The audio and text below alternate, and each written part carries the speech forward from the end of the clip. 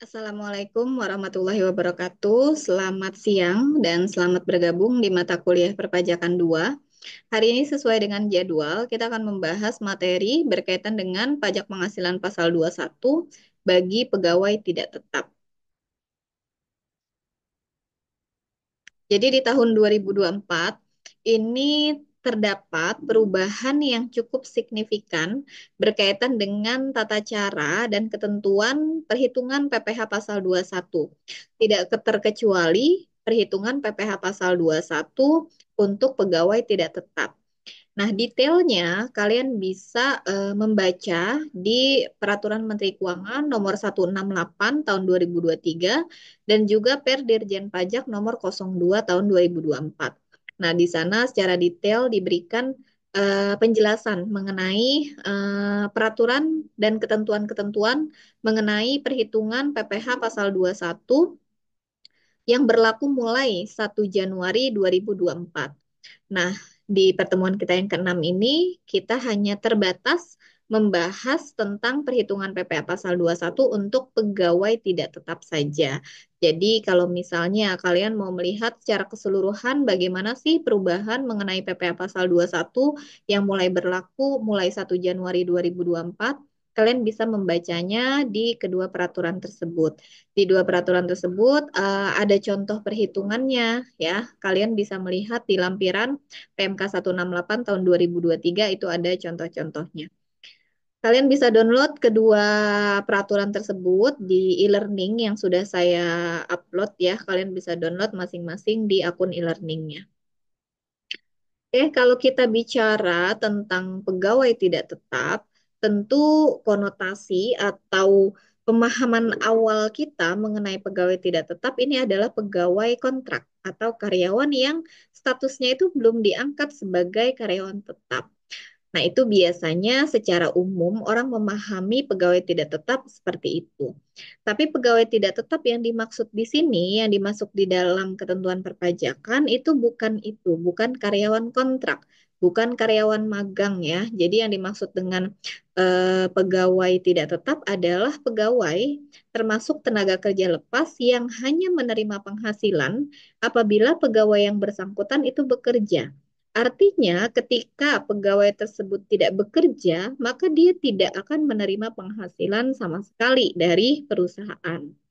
Nah, biasanya untuk pegawai tidak tetap ini penghasilannya bisa diperoleh berdasarkan jumlah hari dia bekerja. Jadi misalnya dia bekerja hari ini, dia akan dibayar hari ini. Dia bekerja selama 10 hari, dia akan dibayar selama 10 hari. Tapi kalau misalnya dia tidak bekerja sama sekali, maka tidak akan dibayar. Itu ya. Jadi pegawai tidak tetap bisa saja penghasilannya berdasarkan jumlah hari dia bekerja.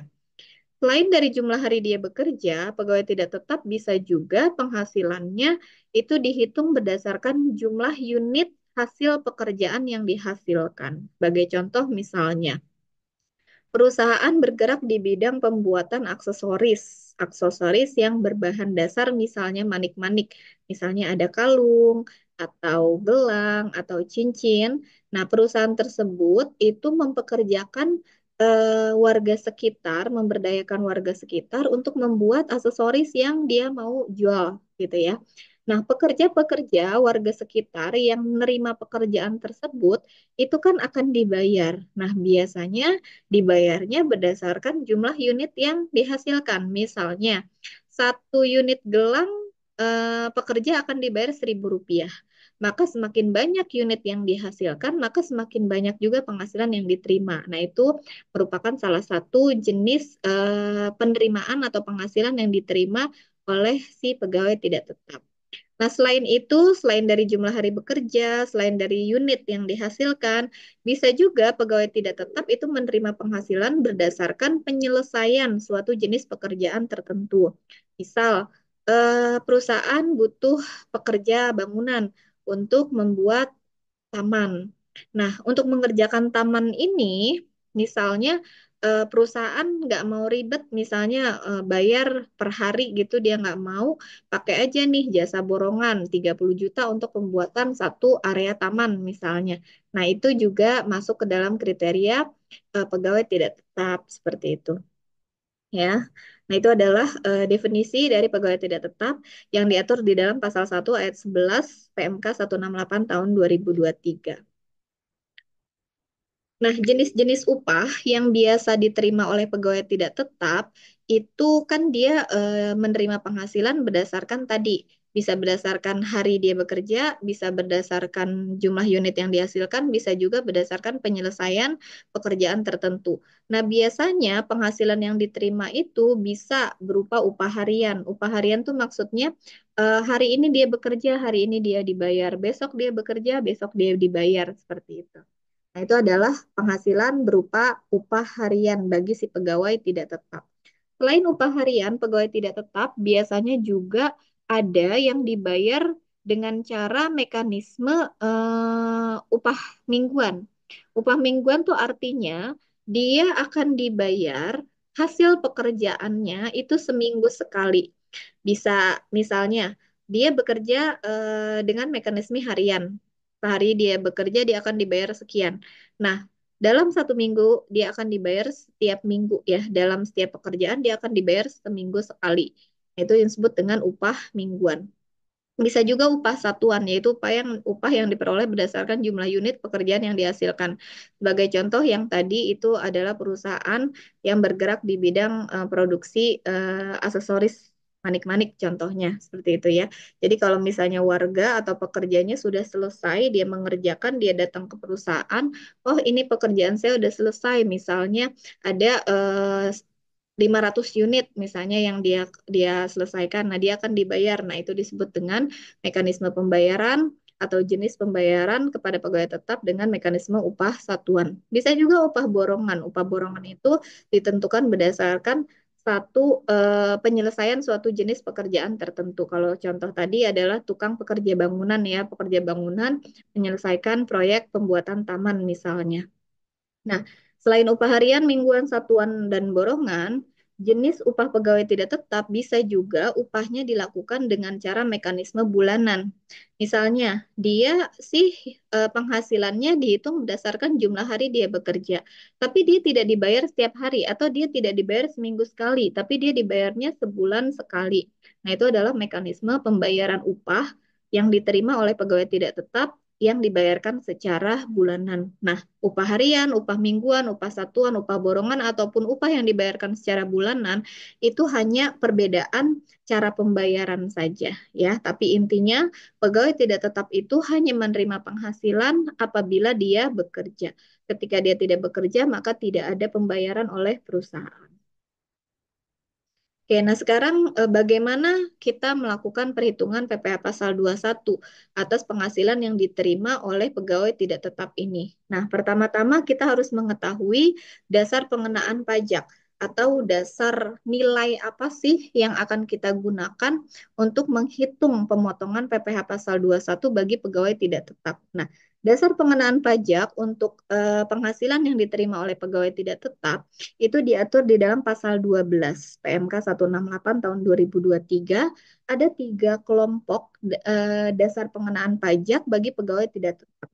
Yang pertama, apabila penghasilan bruto yang diterima oleh pegawai tidak tetap itu diterimanya tidak secara bulanan, ya. Jadi penghasilan bruto diterima oleh pegawai tidak tetap tidak secara bulanan. Tidak secara bulanan artinya bisa harian, bisa mingguan ya, bisa satuan, bisa juga borongan. Dan jumlah penghasilan bruto seharinya atau rata-rata penghasilan bruto seharinya itu tidak lebih dari 2.500.000. Maka apabila pegawai tidak tetap menerima penghasilannya tidak secara bulanan dan jumlah penghasilan brutonya itu tidak lebih dari 2.500.000, maka nilai yang menjadi dasar pengenaan pajaknya itu adalah penghasilan bruto seharinya.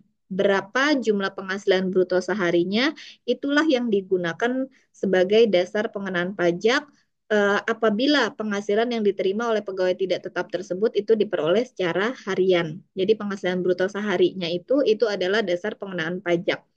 Nah, Dasar pengenaan pajak yang kedua yaitu adalah rata-rata penghasilan bruto sehari apabila penghasilan yang diterima oleh pegawai tidak tetap tersebut diperoleh selain harian. Misalnya dibayarkan secara mingguan atau dibayarkan secara satuan atau dibayarkan secara borongan. Nah, maka yang menjadi dasar pengenaan pajaknya yaitu adalah rata-rata penghasilan bruto seharinya berapa.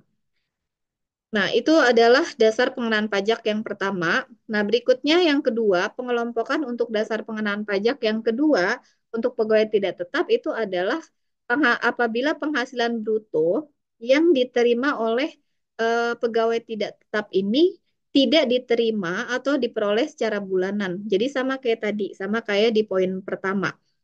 Penghasilan brutonya tidak diterima secara bulanan dan penghasilan bruto seharinya lebih dari 2.500.000. Nah, kalau yang tadi ini kan sampai dengan 2.500.000, artinya tidak lebih dari 2.500.000.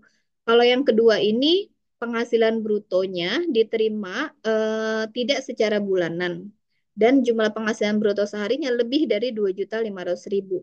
Maka untuk menghitung PPh pasal 21, dasar pengenaan pajak yang kita gunakan itu adalah sebesar 50% dari jumlah penghasilan brutonya. Jadi misalnya penghasilan brutonya 3 juta, maka untuk menghitung PPh pasal 21-nya adalah 50% dikali 3 juta, yaitu 1.500.000. Baru dikalikan dengan tarifnya, tarif PPh pasal 21 yang berlaku. Nah, kelompok dasar pengenaan pajak yang ketiga itu digunakan untuk penghasilan bruto yang diterima atau diperoleh secara bulanan. Jadi kalau misalnya pegawai tidak tetap ini menerima penghasilannya itu secara bulanan dibayarkan sebulan sekali, maka dasar atau nilai yang kita gunakan untuk dasar pengenaan pajak yaitu sebesar jumlah penghasilan brutonya. Sebulan ini dia menerima penghasilan berapa? Misalnya dalam satu bulan dia menerima penghasilan 4.500.000. Nah, 4.500.000 ini tinggal kita kalikan dengan tarif PPh 21 yang berlaku. Nah, itu adalah ketentuan mengenai dasar pengenaan pajak yang kita gunakan untuk menghitung PPh pasal 21 bagi pegawai tidak tetap. Jadi ada tiga, saya ulangi lagi. Pertama, apabila penghasilan brutonya itu diterima tidak secara bulanan dan jumlah penghasilan brutonya itu tidak lebih dari 2.500.000 per hari, maka DPP untuk menghitung PPh pasal 21-nya kita menggunakan penghasilan bruto sehari atau rata-rata penghasilan bruto sehari. Yang kedua, apabila penghasilan brutonya tersebut diterima secara tidak bulanan, jadi tidak diterima secara bulanan, berarti bisa satuan, bisa harian, atau bisa mingguan, dan jumlah penghasilan brutonya itu lebih dari 2.500.000, maka dasar pengenaan pajak yang kita gunakan untuk menghitung PPh pasal 21 adalah 50% dikalikan dengan jumlah penghasilan brutonya. Nah, berikutnya dasar pengenaan pajak yang ketiga itu digunakan apabila pegawai tidak tetap tersebut menerima penghasilan brutonya dibayarkan secara bulanan. Maka dasar pengenaan pajak yang kita gunakan untuk menghitung PPh pasal 21 adalah sebesar jumlah penghasilan brutonya. Nah, itu adalah dasar pengenaan pajaknya. Nah, sekarang kita masuk ke tarif. Tarif PPh pasal 21 yang digunakan untuk menghitung penghasilan yang diterima oleh pegawai tidak tetap ya dibagi menjadi dua jenis. Itu diatur di dalam pasal 13 ya PMK 168 tahun 2023. Jadi ada dua jenis tarif yang dapat digunakan untuk melakukan perhitungan PPh pasal 21. Jenis tarif yang pertama itu adalah tarif efektif. Tarif efektif pemotongan PPh pasal 21. Yang kedua adalah tarif berdasarkan pasal 17. Nah, tarif efektif ini adalah tarif yang baru nih, yang baru berlaku mulai 1 Januari 2024. Sebelumnya, sebelum 1 Januari 2024, tidak ada yang namanya tarif efektif dalam rangka menghitung PPh pasal 21. Nah, tarif efektif itu berapa sih tarifnya? Nanti ada tabelnya di slide berikutnya saya akan tunjukkan. Nah, jenis tarif yang kedua dalam rangka menghitung PPh pasal 21 bagi pegawai tidak tetap, kita bisa menggunakan tarif berdasarkan pasal 17 ayat 1 Undang-Undang PPh. yaitu tarif yang sudah pernah kita bahas sebelumnya, yaitu tarif untuk PPh orang pribadi yang 5% untuk penghasilan 0 sampai 60 juta, 15% untuk penghasilan 60 juta, di atas 60 juta sampai dengan 250 juta dan seterusnya ya, yang tarifnya 5, 15, 25, 30 dan 35%. Nah, tarif efektif pemotongan PPh pasal 21 ini ya yang dimaksud dengan poin 1A itu ada dua jenis. Jadi tarif efektif pemotongan PPh pasal 21 ada dua jenis, ada tarif efektif bulanan dan ada juga tarif efektif harian. Nah, penerapannya eh, kapan pegawai tidak tetap menggunakan tarif efektif, kapan pegawai tidak tetap menggunakan tarif pasal 17, kita akan lihat di slide berikutnya. Nah, ini adalah jenis tarif efektif ya. Jadi kalau kita lihat nih, tarif efektif pemotongan PPh pasal 21 ada dua jenis. Ada tarif efektif bulanan dan ada tarif efektif harian. Nah, di slide sudah saya tampilkan, ada kategori A, kategori B, kategori C. Kategori A, B, dan C ini adalah kategori tarif efektif bulanan. Ya, jadi tarif efektif bulanan itu ada tiga kategori, kategori A, kategori B, dan kategori C. Kategori A, tabel tarifnya itu kita gunakan apabila penerima penghasilannya status PTKP-nya adalah TK0, TK1, dan K0. Sedangkan apabila penerima penghasilan status PTKP-nya adalah TK2, TK3, K1, dan K2, maka dalam rangka menghitung PPh pasal 21, kita akan menggunakan tarif efektif bulannya menggunakan kategori B, seperti yang ada di tabel ini. Nah, berikutnya, kalau status PTKP si penerima penghasilan tersebut itu adalah K3, maka dia akan menggunakan tarif sesuai dengan kategori C untuk menghitung PPh pasal 21-nya. Nanti kalian bisa lihat secara detail ya. Sebagai contoh, cara menggunakan tarifnya untuk masing-masing kategori, contoh misalnya gini, penghasilan bruto untuk pegawai tidak tetap tersebut misalnya dalam bulan ini 6.500.000. Misalnya dia akan menggunakan tarif kategori A. Maka kita lihat kategori A, 6.500.000 itu ada di lapisan keberapa? Nah, 6.500.000 tentu dia ada di lapisan penghasilan antara 6.300.000 satu sampai dengan 6.750.000. Maka PPh pasal 21-nya menggunakan tarif 1%, seperti itu. Ya. Nah, ini ada tarif efektif bulanan ya, A, B, dan C. Nah, yang kedua ini ada tarif efektif harian. Nah, tarif efektif harian ini ada cuma dua ya, cuman ada dua. Kalau penghasilan hariannya 0 sampai dengan 450.000, maka kita pakai tarif efektifnya 0%. Tapi kalau misalnya penghasilannya di atas 450.000 sampai dengan 2.500.000, maka tarif efektif hariannya adalah 0,5%. Ya. Nah, sekarang bagaimana cara kita menentukan penggunaan tarif efektif PPh pasal 21 bulanan. Tadi kan saya sudah jelaskan bahwa untuk tarif efektif pemotongan PPh pasal 21 bulanan itu ada tiga kategori, kategori A, kategori B, kategori C.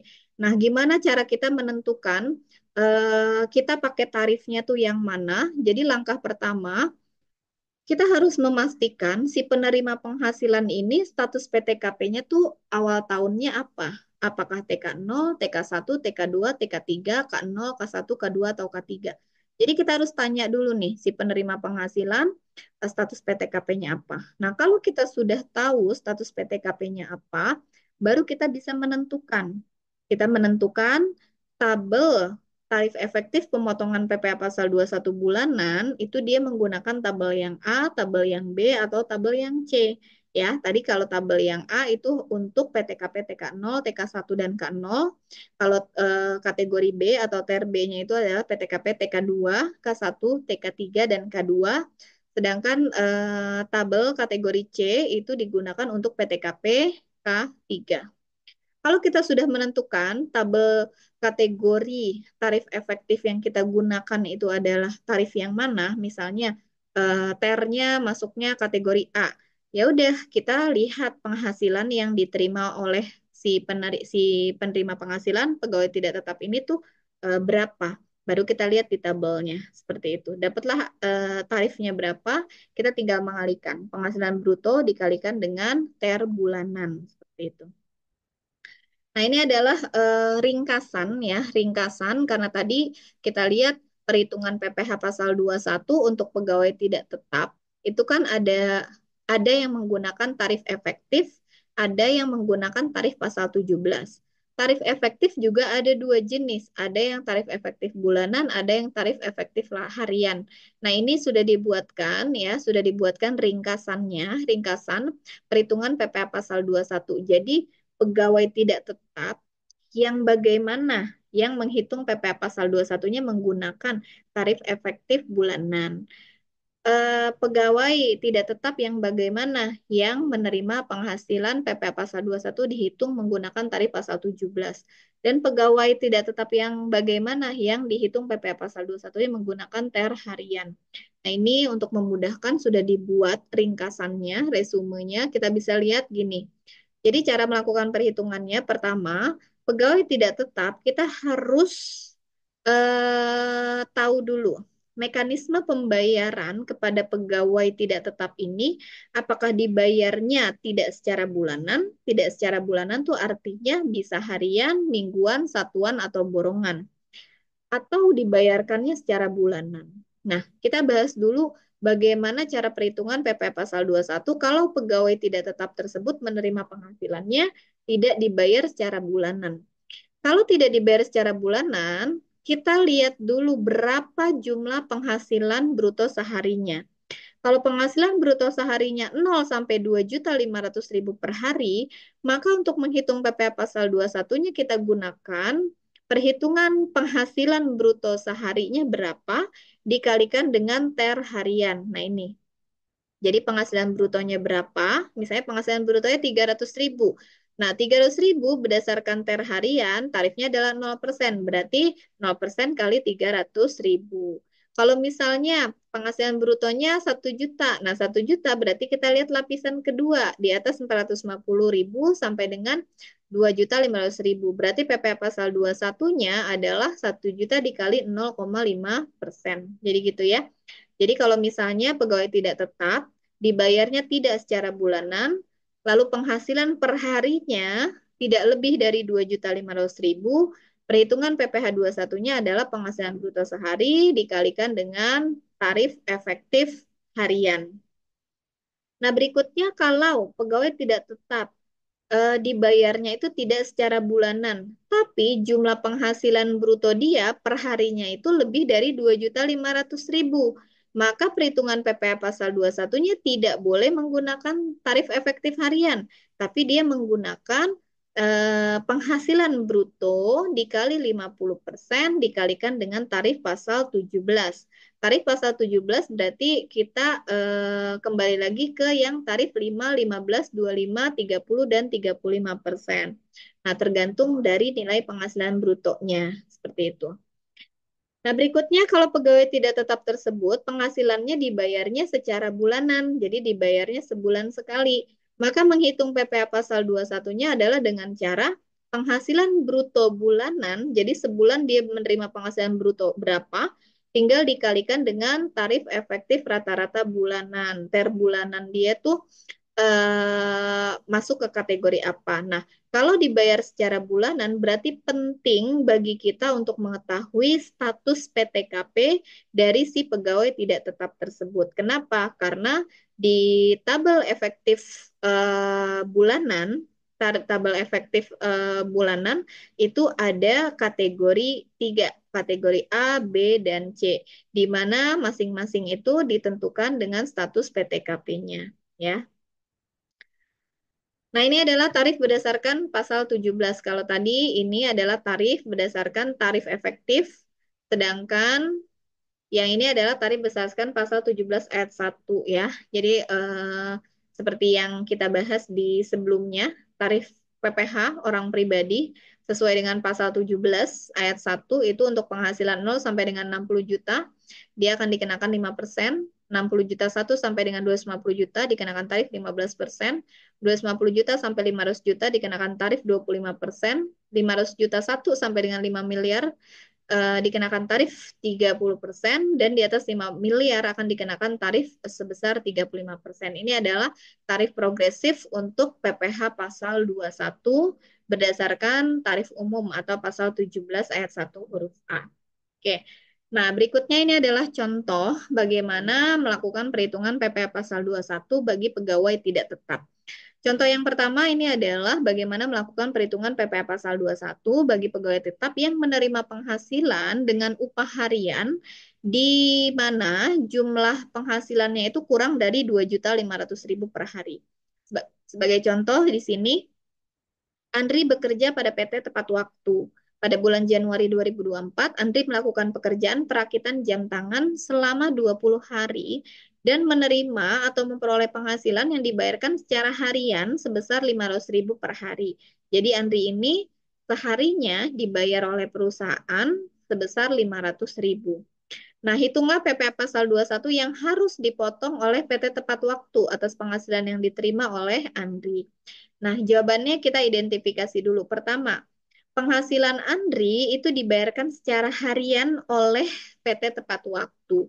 Jadi kalau misalnya dibayarkan secara harian, berarti kita lihat aja nih resumenya. Berarti dia masuk ke dalam pegawai tidak tetap yang dibayar tidak secara bulanan gitu ya. Penghasilan Andri dibayarkan secara harian oleh PT tepat waktu. Kedua, berdasarkan penghasilan bruto 500.000 per hari, maka PPh pasal 21 terutang dihitung berdasarkan tarif efektif harian. Nah, ini kita lihat ya. Jadi Andri mekanisme pembayarannya dibayar harian. Jumlah penghasilan brutonya itu adalah 500.000, maka 500.000 masuk ke dalam range yang pertama ya, 0 sampai dengan 2.500.000.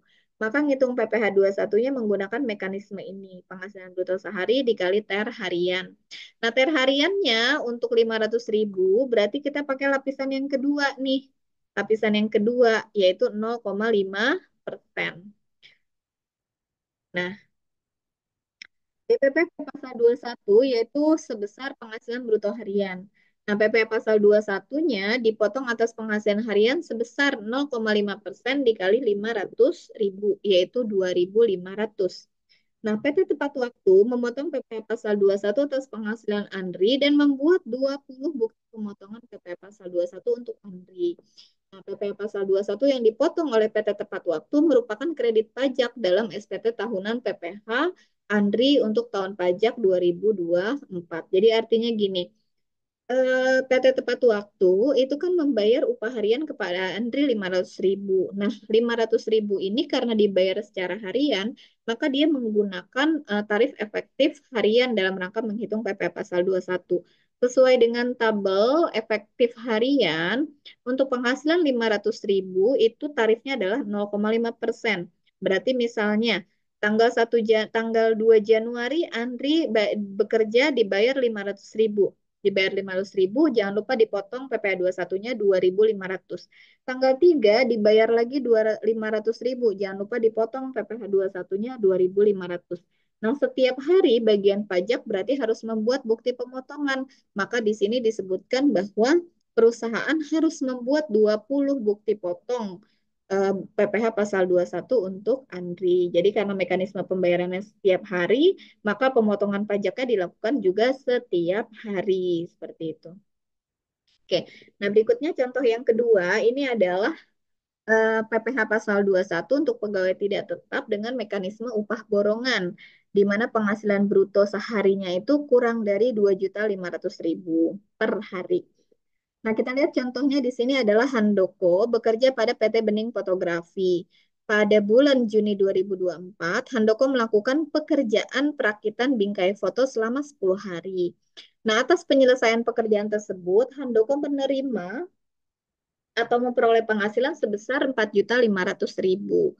Nah, hitunglah PPh pasal 21 yang harus dipotong oleh PT Bening Fotografi atas penghasilan yang diterima oleh Handoko.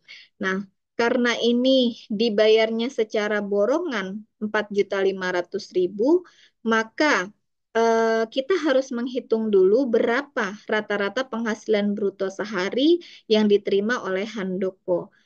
Oke, kita lihat pertama. Penghasilan Handoko dibayarkan secara borongan oleh PT Bening Fotografi. Berarti dia dibayarkan tidak secara bulanan. Kedua, rata-rata penghasilan bruto sehari yang diterima oleh Handoko adalah ini. Penghasilan dia terima upah borongannya 4.500.000. Dia kerjakan selama 10 hari. Berarti upah rata-rata per harinya adalah 450.000. Nah, berdasarkan penghasilan bruto 450.000 per hari, maka PPh pasal 21 terutang dihitung berdasarkan tarif efektif harian. Nah, kita lihat nih tarif efektif hariannya. Tarif efektif harian untuk penghasilan sampai dengan 450.000 itu tarifnya adalah 0%. Ya, 0%. Maka perhitungan PPh pasal 21 atas penghasilan harian yang diterima Handoko itu adalah 0% dikali 450.000, yaitu 0. Nah, PT ini PT Bening ya, PT Bening Fotografi memotong PPh pasal 21 atas penghasilan Handoko dan membuat 10.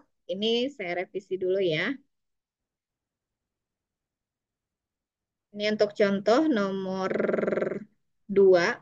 Ini adalah PT Bening Fotografi memotong PPh pasal 21 atas penghasilan Handoko dan membuat 10, bukan 5 ya, membuat 10 karena dia bekerjanya selama 10 hari. Dan membuat 10 bukti potong PPh pasal 21 untuk Handoko. Atas penghasilan yang diterima Handoko dari PT Bening Fotografi, Handoko wajib melaporkan sebagai penghasilan dalam SPT tahunan tahun 2024. Jadi artinya walaupun penghasilan yang diterima oleh Handoko untuk dari PT Bening Fotografi itu tarif PPh pasal 21-nya 0%, artinya dia dibayar full, tidak dipotong PPh pasal 21, tetap penghasilan tersebut harus dilaporkan sebagai penghasilan yang diterima dalam tahun pajak 2024. Apalagi oleh PT Bening sudah dilaporkan sebagai pembayaran kepada Handoko sebanyak 4.500.000 untuk bulan Juni 2024. Oke, nah berikutnya kita lihat contoh yang ketiga. Ini adalah upah borongan dengan dengan penghasilan bruto per harinya itu di atas 2.500.000. Oke, nah kita lihat contohnya. Contohnya kita lihat Rizky bekerja pada PT Sinar Mentari. Rizky melakukan pengecekan mesin pabrik selama 5 hari. Atas penyelesaian pekerjaan tersebut, Rizky menerima penghasilan sebesar 15 juta. Jadi dia dapat pekerjaan nih dari PT Sinar Mentari untuk melakukan pengecekan mesin pabrik. Dikerjakannya selama 5 hari.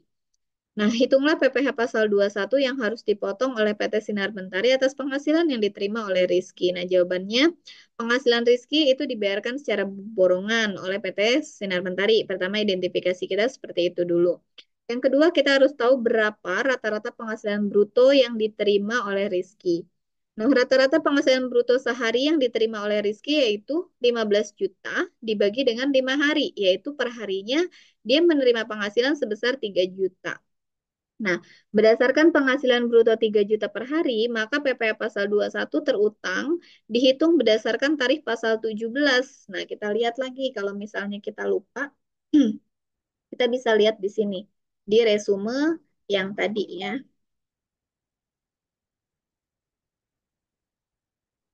Nah, ini. Jadi pegawai tidak tetap tidak dibayar secara bulanan, tapi penghasilan bruto seharinya di atas 2.500.000 per hari. Kita menghitung PPh pasal 21-nya dengan cara penghasilan bruto kali 50% kali tarif pasal 17. Nah, penghasilan brutonya tadi adalah 3 juta. 3 juta per hari ya. 3 juta kali 50% berarti 1.500.000. 1.500.000 dikali tarif pasal 17-nya yaitu tarif masih lapisan pertama yaitu 5%. Ya. Nah, kita lihat di sini 5% kali 50% dikali 3 juta, yaitu 75.000. Maka Rizky itu akan dipotong PPh pasal 21 oleh PT Sinar Mentari sebanyak 75.000 dikali 5 hari. Ya. Nah, ini kita lihat, ini coba saya revisi dulu. PT Sinar Mentari memotong PPh pasal 21 atas penghasilan Rizky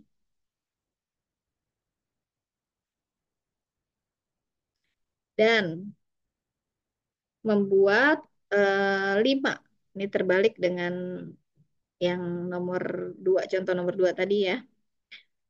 Dan membuat 5 bukti pemotongan PPh pasal 21 untuk Rizky. PP Pasal 21 yang dipotong oleh PT Sinar Mentari merupakan kredit pajak dalam SPT tahunan PPh Rizky tahun 2024. Nah, ini mungkin kembali lagi yang untuk ke Handoko. Kalau kita perhatikan, Handoko ini PPh-nya kan nol. Berarti PT Bening Fotografi itu tidak memotong PPh Pasal 21 atas penghasilan Handoko. Tetapi, ya, tetapi wajib membuat tetapi wajib membuat 10 bukti potong PPh pasal 21 atas penghasilan Handoko. Jadi artinya gini, dia memang penghasilannya tidak dipotong PPh pasal 21. Tapi sebenarnya bukan tidak dipotong. Dia tetap dapat bukti pemotongan, cuma karena tarifnya 0%, maka PPh pasal 21-nya nilainya adalah 0. Maka si Pak Handoko ini dia tetap menerima penghasilannya secara full sebesar 4.500.000.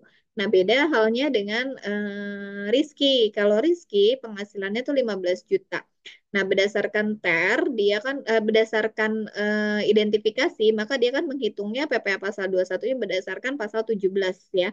PPh pasal 21-nya menggunakan 5% tarifnya dikali 50% dikali 3 juta yaitu 75.000. 75.000 dikali 5 hari. Nah, itulah besarnya PPh pasal 21 yang harus dipotong atas penghasilan yang diterima oleh Rizky. Gitu ya. Nah, ini contoh yang keempat. Ini adalah contoh bagaimana menghitung PPh pasal 21 bagi pegawai tidak tetap, di mana penghasilannya dibayarkan secara bulanan. Dibayarkan berarti sebulan sekali ya. Contohnya kita lihat di sini Anggi. Anggi bekerja sebagai pemetik teh, bukan pemetik ini ya, pemetik teh perkebunan PT Sariwangi. Ya, pemetik teh PT Sariwangi. Anggi belum menikah dan tidak memiliki tanggungan. Anggi memperoleh penghasilan yang dibayarkan secara bulanan berdasarkan hasil panen yang diperolehnya. Selama tahun 2024, Anggi memperoleh penghasilan sebagai berikut. Nah, kita lihat bulan Januari penghasilannya 4 juta, bulan Februari penghasilannya 7 juta, dan seterusnya. Selama tahun 2024, Anggi memperoleh penghasilan totalnya 73 juta. Nah, kita diminta untuk menghitung PPh pasal 21 yang dipotong oleh PT Sariwangi atas penghasilan yang diterima oleh Anggi. Nah, kita kembali lagi ke resume perhitungan PPh pasal 21. Nah, pegawai tidak tetap yang menerima penghasilan yang dibayarkan secara bulanan, maka kita menghitung PPh pasal 21-nya itu menggunakan tarif efektif bulanan. Caranya, penghasilan bruto bulanan dikalikan dengan tarif efektif bulanan. Nah, kalau untuk menggunakan tarif efektif bulanan, tadi sudah dijelaskan bahwa hal pertama kita harus tahu status PTKP-nya. Karena itu menentukan di ter bulanan kita pakai tabel kategori A, kategori B, atau kategori C. Nah, kita lihat di soal ini, Anggi itu belum menikah dan tidak memiliki tanggungan. Berarti dia statusnya adalah TK0. Untuk status TK0, maka kita menggunakan tarif efektif bulanan kategori A. Oke, nah ini tarif efektif bulanan kategori A. Berarti nanti untuk menghitung penghasilan bulanan Anggi, kita lihat dari tabel A saja. Nah, kita lihat bulan Januari. Bulan Januari penghasilan Anggi yaitu 4 juta. Kita lihat untuk ter kategori A, penghasilan 4 juta itu adalah tarifnya 0%. Nah, ini ya, mulai dari 0 sampai dengan 5.400.000 itu tarifnya adalah 0%. Berarti bulan Januari Anggi tidak dipotong PPh pasal 21. Nah, ini. Oh ya. Nah, bulan Februari ternyata penghasilan Anggi 7 juta. Nah, kita kembali lagi ke tabel ya. 7 juta berarti dia masuk ke dalam range ini nih, 6.750.001 sampai dengan 7.500.000, yaitu tarifnya 1,25%. Nah, ini kita lihat 7 juta dikali 1,25%. Sehingga bulan Februari Anggi dipotong PPh satu nilainya 87 juta, 87.500. Berikutnya bulan Maret penghasilan brutonya 1 juta. Tarif efektifnya berdasarkan tabel yaitu 0%. Sehingga bulan Maret tidak dipotong PPh satu. Dan lakukan seterusnya bulan April, Mei, Juni, Juli sampai dengan bulan Desember. Seperti yang ditampilkan di dalam tabel ini.